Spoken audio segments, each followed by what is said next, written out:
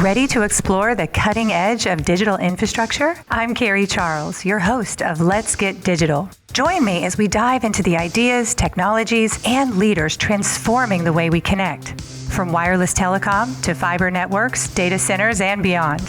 Sponsored by Broadstaff in partnership with RCR Wireless News. Now, let's dive in and let's get digital. Welcome to Let's Get Digital. I'm Carrie Charles, your host, and so glad that you're here with us today. I have a very, very special guest. You're going to love this episode, so get a cup of coffee, sit back, and get ready to be inspired. I have with me today Chris Sharp. He is the Chief Technology Officer for Digital Realty. Chris, thank you for joining me.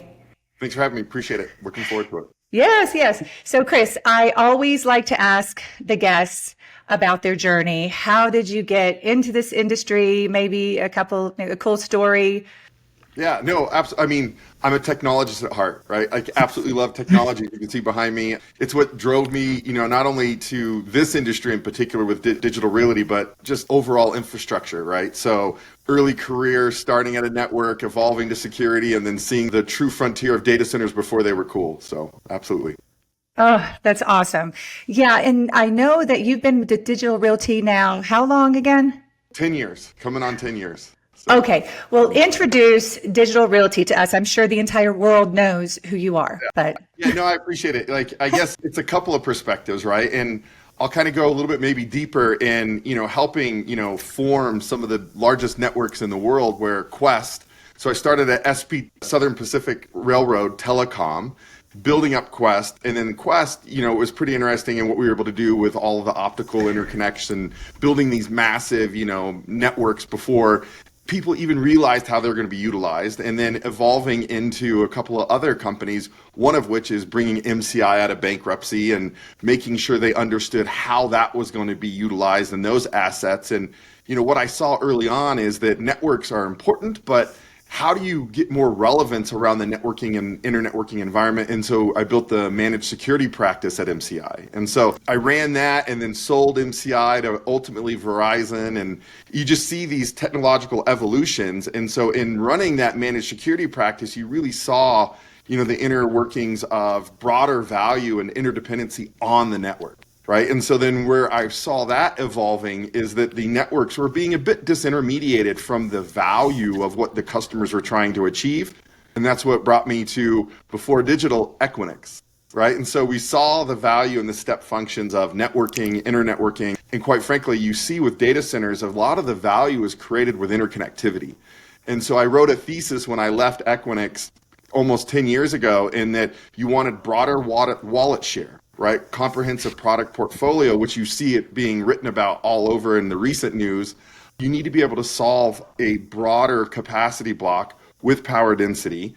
And so I wrote a thesis on, a broader full-scale capability with digital realty, being able to provide wholesale and colocation, so cab, cage, hundreds of megawatts, all heavily interconnected.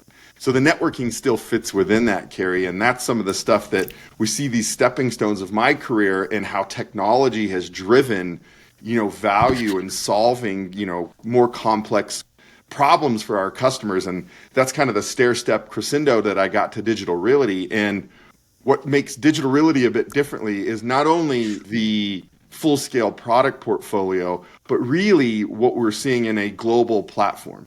Right? Where most companies come to us today, they want to design once, deploy many. So we have the ability to not only solve for larger problems around power blocks, but density.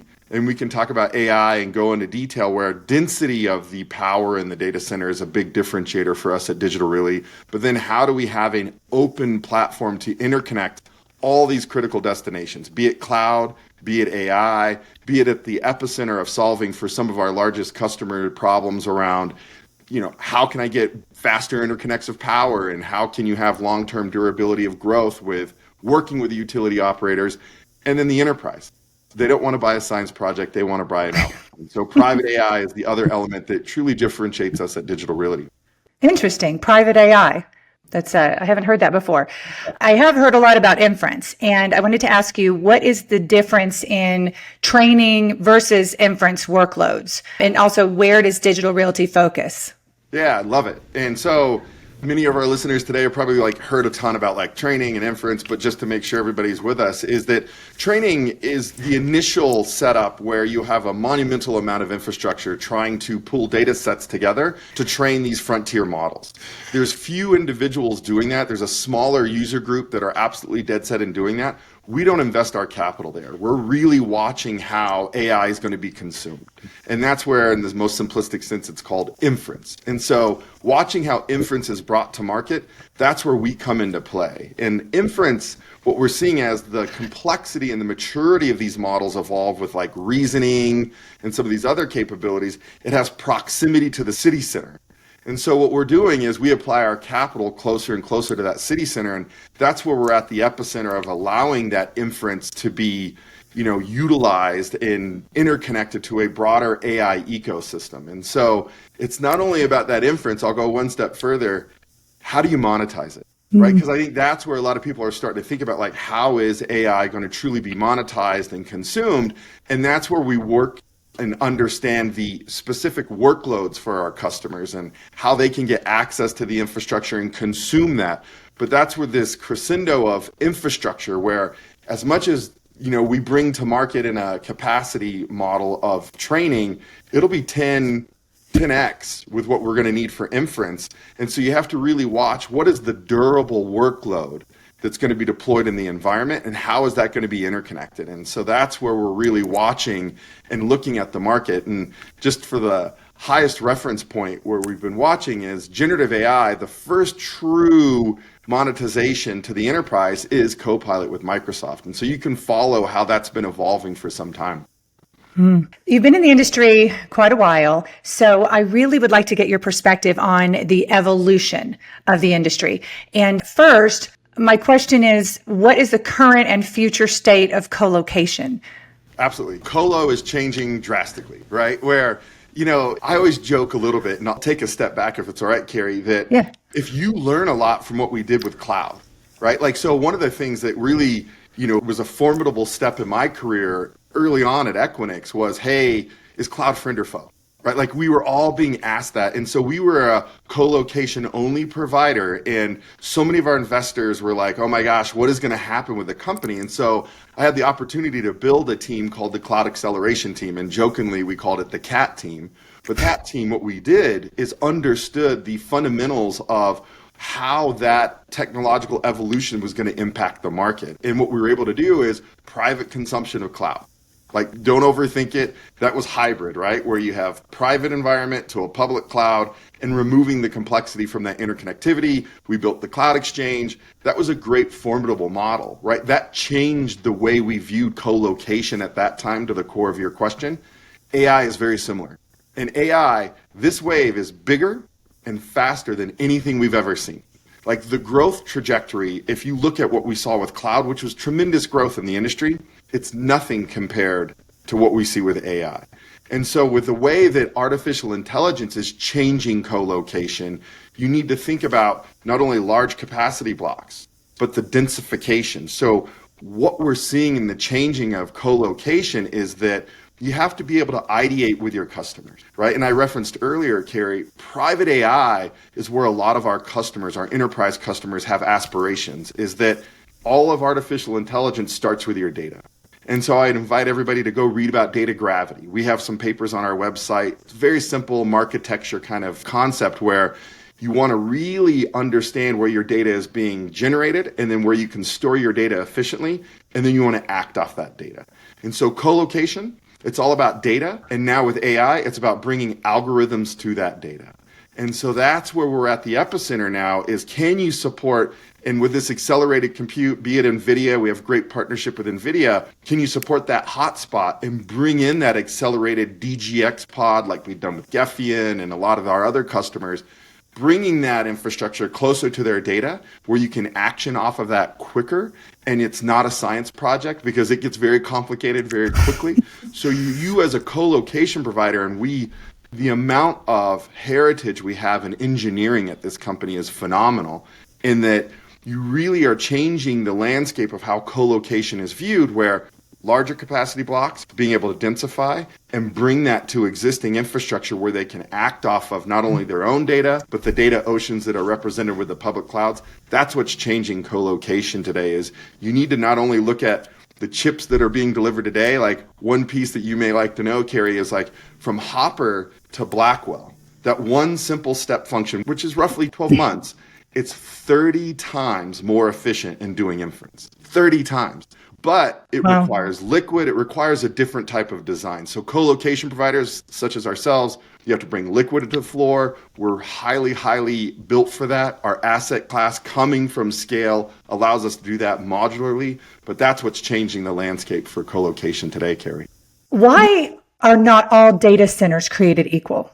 Oh, love it. Well, it depends on your heritage, right? Like I spoke earlier, we spend a lot of time, like early in my career, and a lot of people will laugh at this if they know me.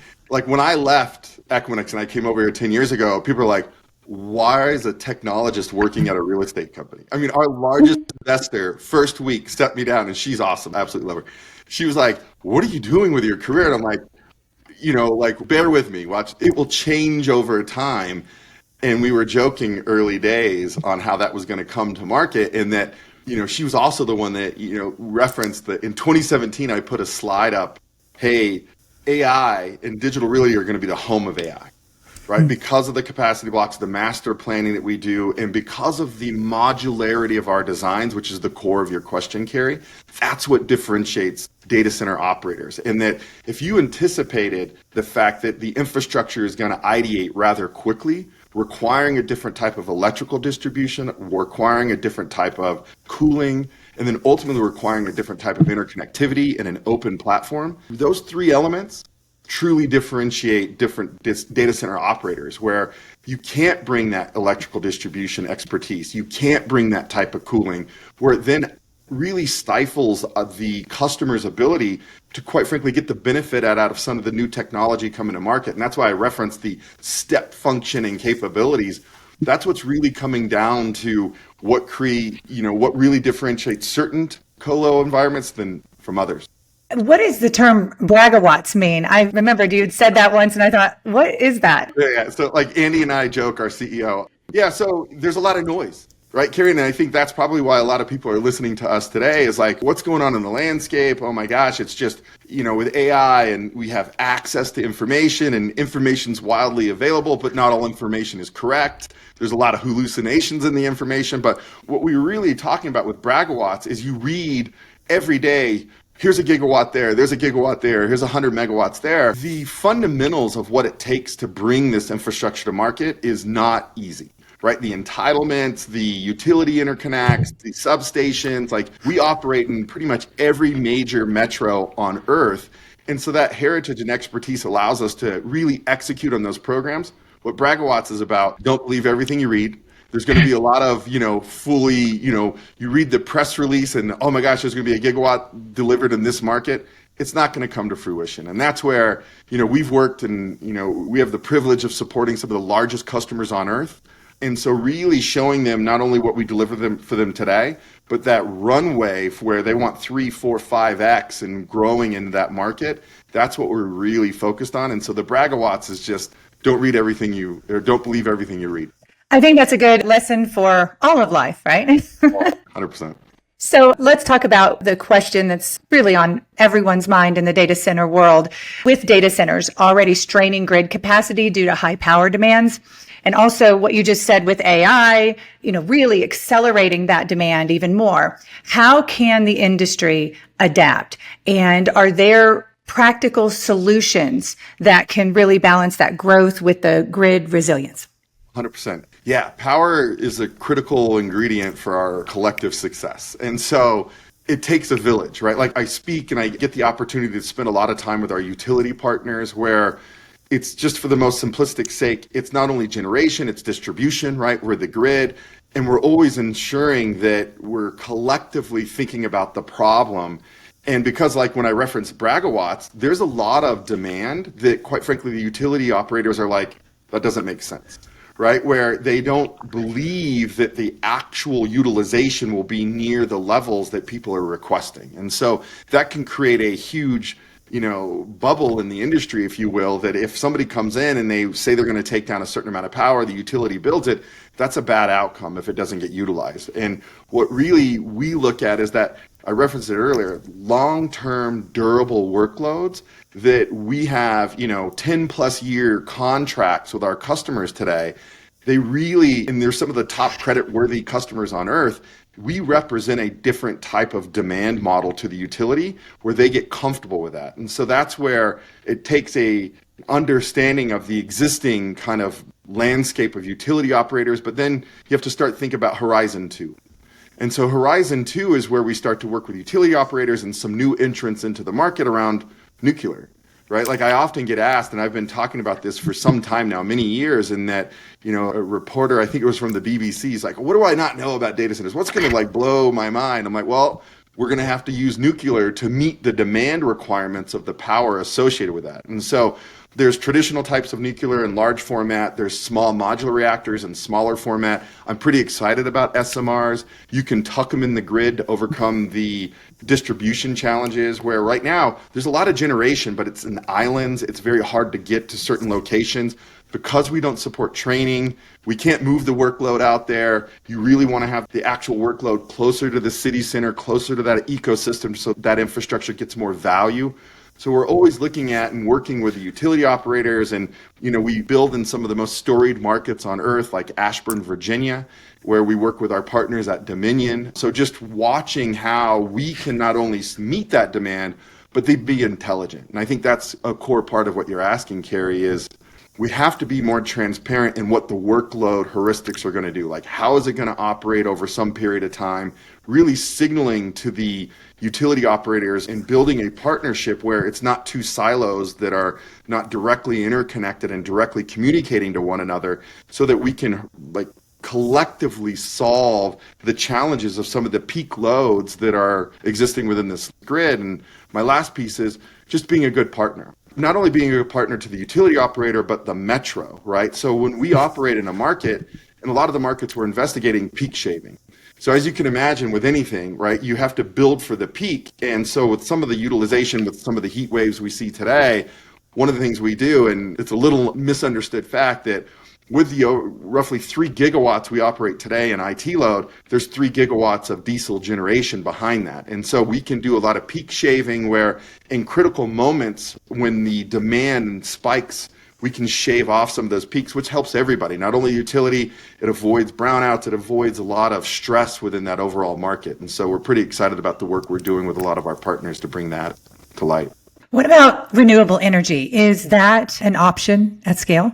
Absolutely. So we operate 1.5 gigawatts of solar and wind today. I don't think people realize that. The quantums of power required, I won't whistle past the core of, I think, your question. You can't run, a gigawatt directly data center off of wind and solar, but it's a good mix. And we have to use all tools in our tool belt, in that solar, wind make a lot of sense. Geothermal, certain markets it makes sense. So we're looking at everything, but we have very discrete ESG goals that we're going to hit, and those targets our customers do as well with some of the large hyperscalers.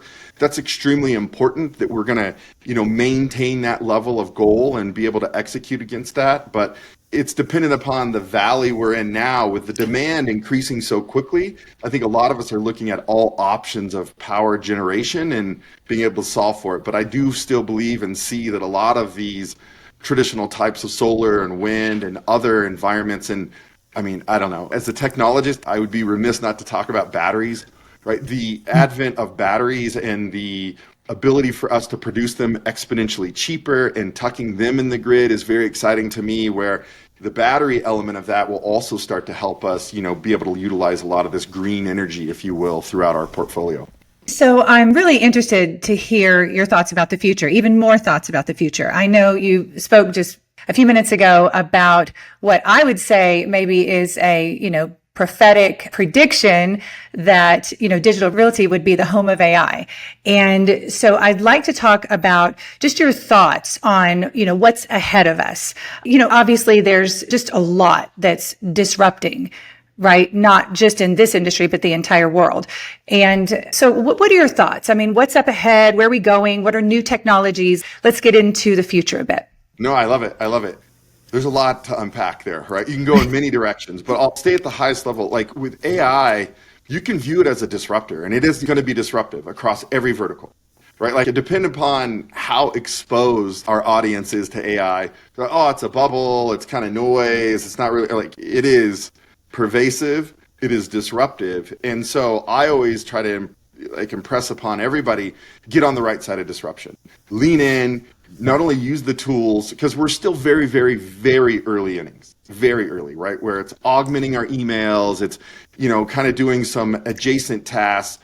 Very excited about agentic AI, where you can have agents act on your behalf. Also very excited about how reasoning is working, where you can have multiple models look back at an individual prompt or question just to ensure that it's not hallucinating. It's those types of things that I'm super excited about, which will require an exponential amount of more of infrastructure. And so very excited about the positive sides of what we see artificial intelligence doing for our lives, where we have a project that we were able to work on and very excited about called Gefion. It's in the Nordics. It's with Novo Nordisk Foundation. It's the largest DGX pod in all of Europe.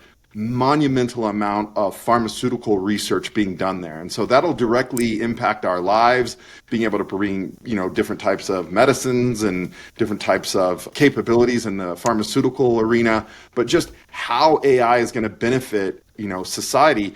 I would invite everybody to dig in. So it's going to be transformative. And I would say it's going to change not only the shape and tenor of our daily lives from a professional perspective, but our personal lives. And so how I see that requiring infrastructure, digital infrastructure, more networking, right? Like one of the things I'll explain to you is, 7 months ago, I wrote a blog around private AI exchange. I invite everybody to go read about it. Would love welcome feedback. But what we were really representing at that time is don't overthink it. Just like the way that cloud evolved and all the intricacies of cloud and requiring an exchange and doing it privately and secure, same thing is going to happen with AI. And so you're going to see more monumental amount of bandwidth required, where it's going to be an optical interconnect. It's all going to be about throughput, because the amount of data required for agentic and some of these other AI capabilities that we're looking at, 2-3 years out, it's going to require a monumental amount of connectivity. It's going to require a lot of power. You want to do that power efficiently. I'm very excited about how we use AI in our own infrastructure to operate more efficiently. So watching, I don't know. I always say, don't get too inundated by it. It's still a lot of basics, where we use AI to watch our pumps, to watch our filters, just to monitor the effectiveness of our infrastructure. And so we've been able to save a tremendous amount of water, a tremendous amount of power. How we see this world evolving to support AI is pretty exciting to me. And just the way that, it's going to impact our personal lives as well, where I use a lot of AI just to help me kind of track my day, track our family, and what we're going to be planning. I mean, I'm sure a lot of our audience today is utilizing it where, hey, I'm thinking about traveling to this market. The ability to tailor make an outcome for the broader, professional, personal lives with AI, it's monumental, right? Like some of the models that I've been exposed to because of our customer base and some of the hardware that I've been exposed to, it's transformative, right? And so again, it can be used for good and bad. I spend a lot of time trying to be an optimist and get on the right side of it and making sure that it's utilized for good, but you can't hide from it. So I tell everybody to lean in and be sure that you understand what you're buying into, and just bringing it back to colocation, the core of a lot of our conversation today.